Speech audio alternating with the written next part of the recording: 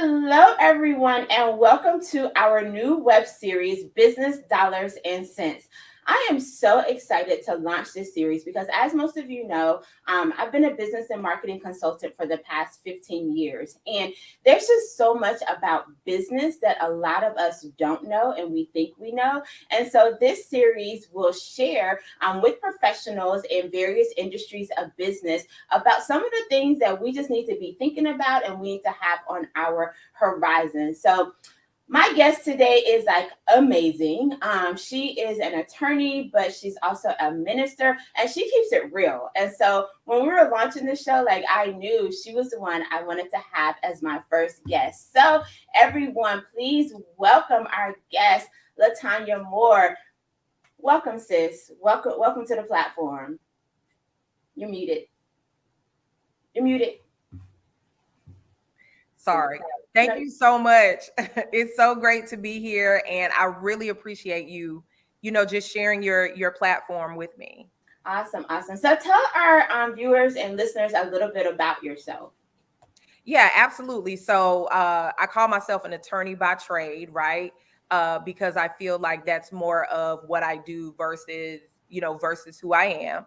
I created probably now about I'm dating myself. So probably now about 8 years ago, I started working on what would eventually become like my legal proof methodology. Mm-hmm. And it's really about looking at all of the intersections where law and business coincide and all the things that business owners and organizations need to consider when they are looking at keeping their businesses legally sound.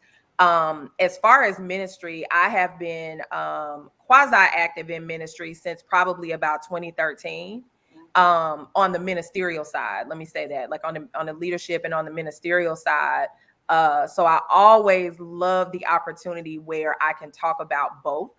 Right. Because it doesn't come up a lot. If I looked at my calendar over the last year, I think it's probably about 3 engagements out of about 40. So that just kind of gives you an idea of the gaps and where we're not talking about it. So thank you so much for doing this, and I really appreciate the opportunity. Awesome. Well, we're so excited to have you. And I just have to ask, I want to get a little bit of your backstory. So what did you want to be when you were a little girl? Like, did you always want to be an attorney?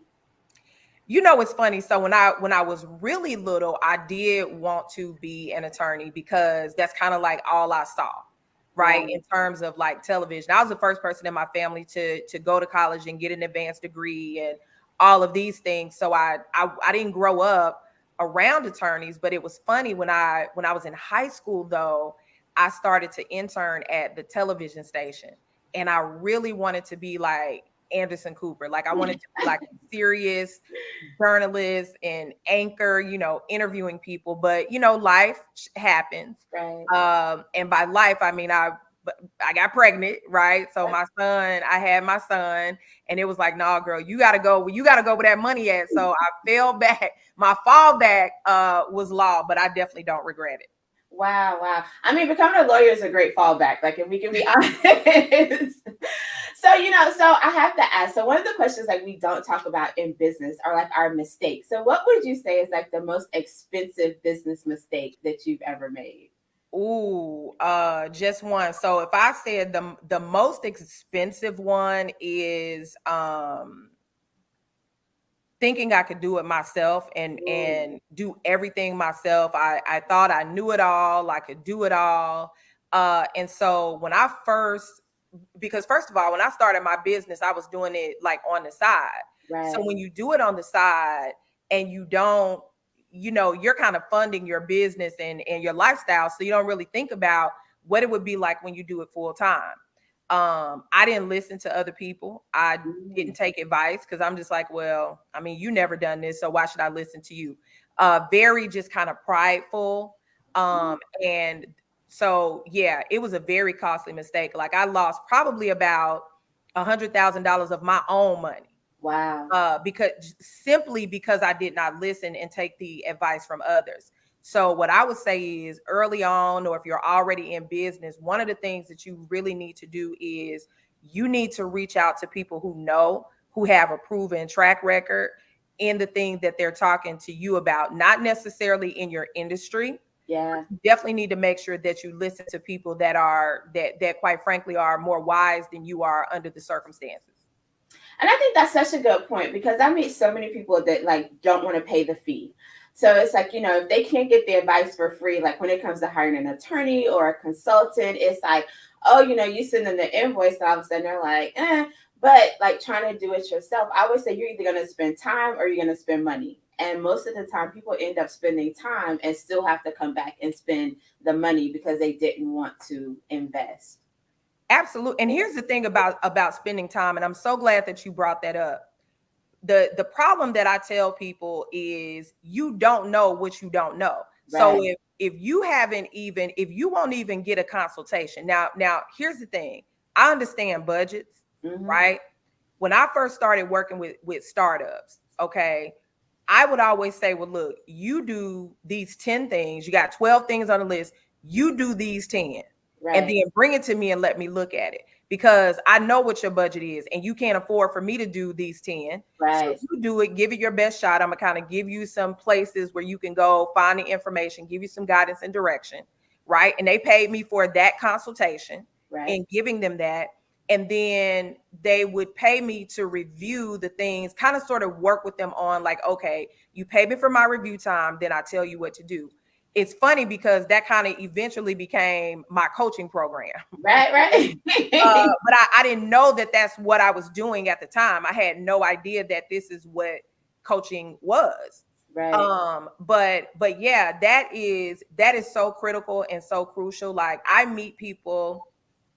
The last couple of years, I started working very heavily with product-based businesses, and there would be people, Lakeisha, that would have an entire garage full of inventory and no sales.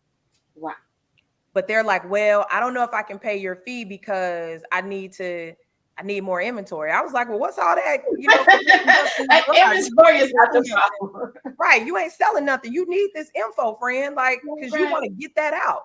And so I think that it really comes down to we've been taught that so much is at our fingertips, right? Mm-hmm. And there are some people that have been taken advantage of, so they're skeptical. Right. But if, as a business owner, as an entrepreneur, your life is about taking chances, it's about taking risks. For me, I told y'all I lost 100,000, right at about $100,000 of my own money. You don't come back from that, Right. right? And I had a choice: quit or change my ways, Yes. right? Get humble, right? And come on down, like, people with humility and get back on track. Now, in my getting back on track, I ain't had no money. Right. But what I had is something valuable here. I Yeah. still had currency. I still had something to offer, right? And I would be honest with people, listen, this is my situation. I don't have no money, but this is what I can do, right? Yeah. And that's how it was. And so I rebuilt my business, right, off of the knowledge that I had because that was my currency at the time. But as soon as I started making money, from that point on, and the people that worked with me and helped me along the way, I went back to them like, hey, I'm ready now. I'm ready to pay your real fee because I want to speed this thing up. And Right. so that's how I started to do it. Everybody's not going to agree to that, Yeah.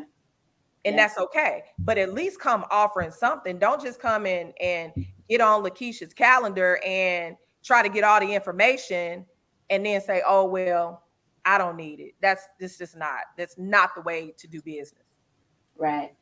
Yeah, and talk a little bit about people being receptive to advice because that's an issue that I have. So I do a complimentary consultation, and people think that it's so that like they can figure out if they want to work with me, but it's just as much me figuring out like, are you even going to listen to my advice? And I think like legal advice is even more important because if someone comes to you and you're giving them advice but they're not going to take it, then is that like almost a liability for you, like for people to be receiving your advice but then doing something else and then be like, yeah, I'm working with LeTonya Moore? You're like, no, you're not.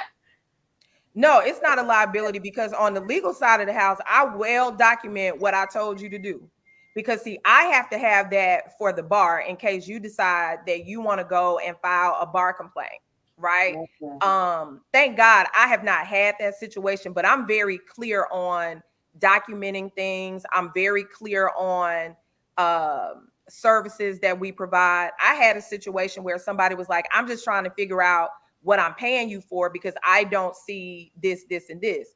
So I Wow. was like, oh, okay. So let me send you something. So in the end, it was like a 12-page type document, play by play, day by day. We told you to do this, you didn't do it, Mm-hmm. right? Then you came back and changed the scope, and we told you to do this, and you didn't do it. So the Right. reason that you're not further along is because you took none of the advice along the way, but we earned our fee. So you can Right. decide how you want to do this, but understand this is what you're up against. And I don't do that for evidence sake. I believe that it is a disservice to my clients to not keep good records because Right. people forget sometimes. They'll say, hey, I know you told me this, this, and this. I can't put my hands on it. So then I'm calling my assistant saying, hey, can you find out? Lakeisha was asking about this. Can you search and see where we sent this to her or where we did this? I do for that purpose, not to like CYA, because I know in my heart that I'm doing the best that I can for the people that I work for. Yeah. So that's a lesson, you guys. Make sure that if you're working with clients, that you're taking notes and you're keeping track of the conversations, doing like follow-up emails, like letting them know, like today's meeting, this is what we discussed. These are your action items. These are my action items. Because like I have people come back and they're like, oh, what was I supposed to do? And I'm like, per my email on. And that's what that's for, is so that you have some record keeping. So one of the things I really wanted to talk to you about is like churches and legal matters. Like a lot of ministers, if we're honest, are very reluctant to engage with an attorney. And there's a lot of liability that happens like in the church space from, some of the things that ministers say. Like I heard one ministry leader tell his ministers that like they couldn't post certain things on Facebook. And I'm like, how do you police people's free speech? And just like different sexual issues that happen in the church, that when like the lead pastor becomes aware of these issues, like we just have to understand like why it's important to have an attorney that you're working with and to seek counsel about some issues that might be coming up, and not just, and I have nothing against trusting God. Like we all have to trust God, but we also have to trust professionals, right? Yeah, absolutely. And it's sort of like what we talked about before. Like I believe that we have to say, okay, there's a saying that says when God gives you a vision, he'll provide the provision. That's not just money. Right. That's resources, right? That's access to the right people that can help you along the way. Quite frankly, I don't think it's the fact that that a lot of them, and this is not directed towards any one person. Right. I think it's the fact that as a leader, you're going to kind of shrink back if you feel somebody's bringing correction, right? You feel Ooh. like, oh, you're rebuking me. Well, you either gonna do that or your ministry is gonna have a reputation where people aren't gonna want to come, right? They not gonna be fed because you're not listening to proper advice and proper counsel, right? Because here's the thing: listening to advice and someone saying, well, I don't think that you should do it that way, does not go against anything that has told you to do. And if Right. you say that a professional telling you to do it this way is not, it is, then you need to check like your communication source, right? Like who's really Yeah. talking to you when someone can show you like these are the things that you should do and why. And to your point, so a lot of times the other thing that I've seen with ministries is that they really don't treat it like a business. Right. It Right. is a business. It is a corporate structure. Yeah, you're exempt from certain things, but you're not exempt from lawsuits. You're not exempt any type of lawsuit. So even things like a ministry that I was working with one time, I remember going to the leadership because the way that they caught people, right, when people would fall out was a problem. And specifically what I saw, and I in no way think that this was intentional, but the way that they caught this woman, the man's hands came across her chest, Oh wow. right?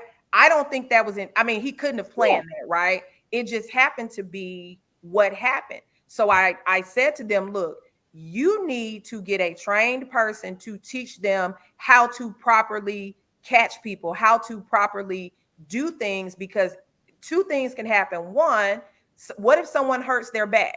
Then Yeah. what? Yeah. Right? Or what if you have like this person that says, well, when I feel like I went out in a spirit, I feel like I was molested. Yeah. Like an innocent situation where you just don't, you never know who is gonna do things, right? You got to think about that. That's the business side that we don't talk about, that we don't, that we don't think about.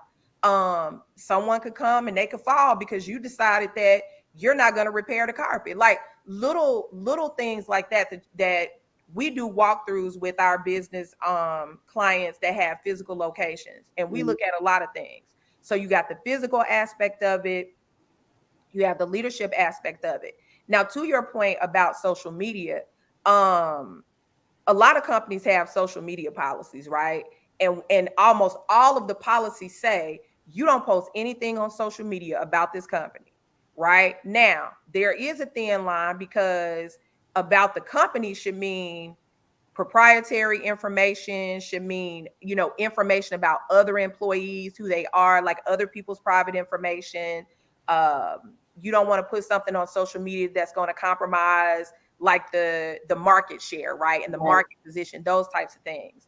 Now, if you're saying, hey, they over here human trafficking, I don't know that you can get past that, right? Because some people, that's their only outlet and cry for help. So you Right. have to kind of think about that. What's the resolution? Have a social media policy. Right. Right. Just have a policy.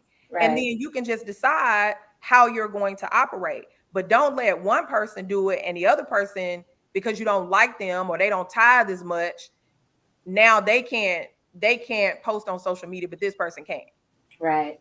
And I think like that's a very important point, because a lot of the cultural norms that we establish, especially in churches, apply to some people and don't apply to other people. And I don't think a lot of people understand like how you're opening yourself up for possible litigation, because we are in a society where people take pride in suing, because for some people, like that's a come up. Like, I was wronged and now I'm about to get some money for it. And there's some things that we can do to protect ourselves, but it does involve us like having someone like yourself that we can go to and kind of like say, hey, come in, take a look at our practices, take a look at our policies and procedures. If you don't have policies and procedures, that's a whole other conversation that we need to have, especially if you have leaders in your organization, which most churches do. There should be policies and procedures that everyone is held accountable to. Absolutely. And I'm glad you brought that up, because what I would always hear is, where they're volunteers.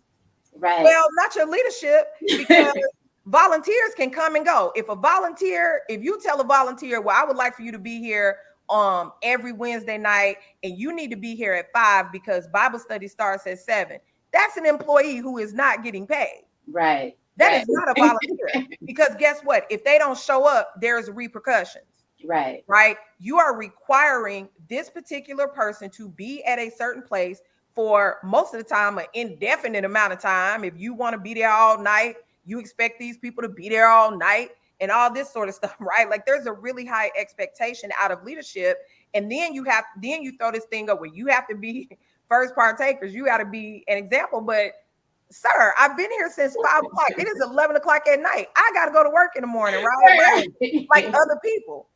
So, and you want to say, well, you don't want to hear, well, I had to work late on my job, so I can't be here at 5. I can only get here at 6:30, but it's still before Bible study starts. So what's my point? My point is, you create all of these requirements and restrictions, but then when something happens, you want to say, oh, they're a volunteer. No, no, no, no, no. Yeah. No, no, no, no, no. So, and again, this is to your point about the business operation side. It's just that the average, congregant doesn't think that way. Like you don't think about it as, well, wait a minute, this like a job, or wait a minute, you don't think about some of the recourse that you may have because of that. And I think that it's been positioned that way, kind of to, I don't even think it's really to take advantage, because even a lot of leadership, they're not taught that. They're not taught ministry operations, but they can tell you, what Psalm 17 says, in the middle of the night, right? You're taught scripture and verse, but you're not taught about the actual operations of it and growing it, even using biblical principles. Yeah. And I think that that's so important because, like, I hear a lot of people, especially like around the employee and volunteer aspect, that, we should use our gifts for the kingdom, which I totally agree with. But I also think that we have to be careful because it is a fine line. Because at some point, like, these people are kind of unpaid employees, and you have to have some structure. And I think that we serve a God, well, I know we serve a God of order. Like, God is not a God of chaos. And so having policies and procedures in no way diminishes your ministry. It should actually enhance your ministry, because now everybody has a standard that they're governed by. Everybody has a standard that they're expected to uphold, and it's not like one standard for these people and then another standard for those people, but we're holding everybody to the same written standard, people. I want to address something that just occurred to me when you started out saying that, because so two things. One is about using our gifts for the ministry, right? While I believe that wholeheartedly, like, I'm 10 toes to the ground, right? On that. But it's a difference between a gift and a profession. Right. Right? Like, I don't consider being a lawyer a gift. Right now, my prophetic gifting, that's a gift. So I'm gonna share it with you, right? But when you talking about looking at contracts, legal fees, listen, hey, that's what I do, right? Because at the same time, this is also what God gives me to provide for me and my family. And if you don't provide for your family, you're lower than an infidel, right? So this is what he said, not me. I didn't make this up. So for me, that's what I always say. Well, my gift, you can have my gift all day long while I'm here, right? You can have it all day long while I am here. My gift is not my profession. My gift is not my business. Now, if I come and say, I will donate 10 hours a month, right? That's my gift, because I'm giving it to. A gift is something that you freely give, right? So that's the first thing. But the other thing, the other thing that I was also just thinking about too is this whole aspect of, you call it work, but you don't believe that people should be paid for it, right? That's essentially what it is. I want to get full credit and full access to you with no financial compensation. And I've heard people say, and this is not true, but I've heard people say, well, Jesus didn't get paid, or the disciples didn't get paid, or they didn't do this. First of all, how do you know? Right. That's the first thing. The second thing is, if you think about it, how do we know the lady just had the 2 mites, right? How did Jesus see that she gave all that she had if they weren't taking up an offering? Who you think got the money? Like, do you think that we don't hear that Jesus took the money and split it with everybody else, right? He had people that he had to take care of. So yeah, even if we say that there was no direct compensation, these people were away from their homes, they were away from their businesses, right? Because he met them while they was working, right? So what am I saying? He assembled a team that had a certain skill set. If you look at, and please fact check this, y'all, if you look at all the people that what they did, he had an accountant, he had a doctor, he had fishermen. Why? Because they understood how to go out and catch, right? They knew how to catch, they knew how to clean, right? He had that. He also had 2 or 3 brothers that they call the sons of blood and thunder. That's your security. What people don't see, like, they don't see it like that, because we don't teach the practical aspect of it, right? If you look at how Jesus set up his 12, you already know the areas in the church that you need to look at, right?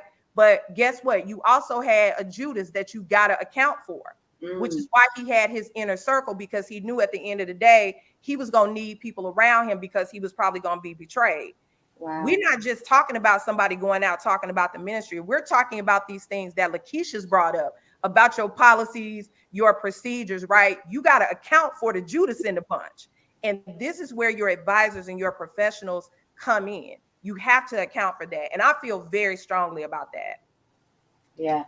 I mean, that was like a whole sermon right there, because now, like, I need to go back in the scripture and look at the professions of the disciples. Go look at it. That's a great point. Now, listen, somebody I know gonna be able to drop in this chat where is the list? But it talks about it. It doesn't tell you everybody, Right. right? But if you look at it, like certain ones you already know. Yeah. Everybody know Yeah. Luke was a doctor, right? Right. Everybody know. I think it was Mark or Matthew that was the publican. That's the tax person. That's the money person. That's the accountant, right? We know we know Judas was the treasurer. So apparently he had some type of money. We knew he loved money because the people knew they knew that's how you could get to him, Right. right? And Right. so when you look at all of that, it's wherever it is, there's a listing, right? And if you look at each person, you can find it. You may have to kind of go between some of the gospels to kind of find it. It's probably in Luke because it's the most detailed. But I can't. Don't hold me to that, saints. I don't know. But the point is very valid because and they all had to be cared for. And that's one of the things that, Jesus does talk about is, caring for the people who are serving you. And I think that, because we had a post in like the Facebook group where I think a musician was talking about, not being compensated as well as like some of these evangelists that you want to bring in. And like your musician is there like every Sunday, whereas this person that you bring it in one time is like coming and taking and leaving. And so my question was like, how do we look at compensation for people? Because, do we compensate everybody? Like, how do we decide who gets compensation? Well, and it's different from ministry to ministry, just like it is from business to business, right? If you know that your budget can only accommodate an organ player, you don't need a full band. Right. I mean, because you're asking people to work. And here's the thing, musicians oftentimes can go to another ministry that will pay them versus coming to yours, but yet you want them there all day for 2-3 services or 8 o'clock, 11 o'clock, midnight, whatever you got going on. You want to keep them just there, but you're interfering with their ability to make money. Yeah. Right. You're interfering with that ability. But again, that goes back to this to exactly what you said about, oh, your gift is for the church to exploit, because that's what we're talking about. Right. Exploitation. And that just really is not, it just is not true. Yeah. It just isn't true, because even Jesus took care of the disciples. Just one other point about that, and I'm gonna leave it alone. Even when they were doing getting ready to feed the people, right? When, we had the whole miracle with the fishes and the 5 loaves. I think it was Philip that just said, well, you want me to go to the store and buy something? Right. We ain't got enough money to feed all these people. Where did the money come from, y'all? You see what I'm saying? Like, it's like we think about this, about the Bible is like this woo-woo thing, and we just kind of miss a lot of the basic principles so that we can understand. And I believe that if we start investing in our people, right, we start to do things decent and in order, then we don't have to look to the world to give us principles, right? We have the principles that we need, and our ministries will flourish. But it's something that has to come from the top down. And I just haven't been seeing a willingness for that to be a thing. Listen, that's a whole other conversation, like reinvesting in our people. Because when we look at, economic empowerment, a lot of times, like I ask churches, like, do you even know like where all of your members work? Like, do you know who has a business in your congregation? Like, are we supporting their businesses? So that's a whole other conversation. I know you are extremely busy, and I'm so grateful that you took like time out. You have a program, Legal Proof Your Business. Like, tell us a little bit about that, and like, what that coaching looks like, and how people who, might be recognizing like, hey, I need some legal advice. Like, how can they find you and work with you? Yeah, absolutely. So essentially what it is, we look at the business that you're in, the industry that you're in, and we create a customized plan for you, again, based around where like all of the different areas of law intersect your particular industry. So it's really like a customized program for your particular industry and then your particular business. So there's several different aspects related to that. Some of them are common, contracts, employment, business structure, things of that nature. And then they work with us over the course. Some people are with us 6 weeks because they're a little bit further along. Some people have been with us a year, right? Because just the things that they're working on, because we also handle the intellectual property aspect of it.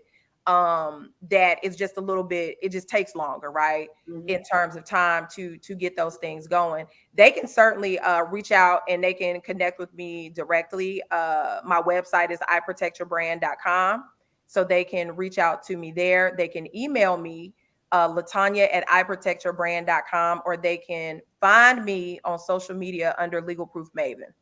Awesome, awesome. Well, thank you so much for taking time out of your busy schedule to be the first guest on our Business Dollars and Cents webinar series. You guys can see why I was so excited to have this powerful attorney and woman of God, because we have to understand that, again, God is not a God of chaos. God is a God of order. And whether it's our business or our ministry, we should seek to do everything in decency and in order. And a lot of that is legally protecting ourselves and the people who are working with us, making sure that we have the right insurances, making sure that we have policies and procedures so that no one can accuse us. Because once those accusations come out, it's hard to, now you got to hire a PR person because you got to mitigate all that, when you could just kind of work with somebody in the beginning and have that transparency. Open up your books, open up your procedures, and see where you might be missing the mark. And if your ministry or business can't stand correction, like, that's a whole other conversation that you need to have, because we should all be correctable. So thank you so much. Thank you. I appreciate it. Awesome. Well, thank you all. Come back next week, same time, same place, for our Business Dollars and Cents webinar series.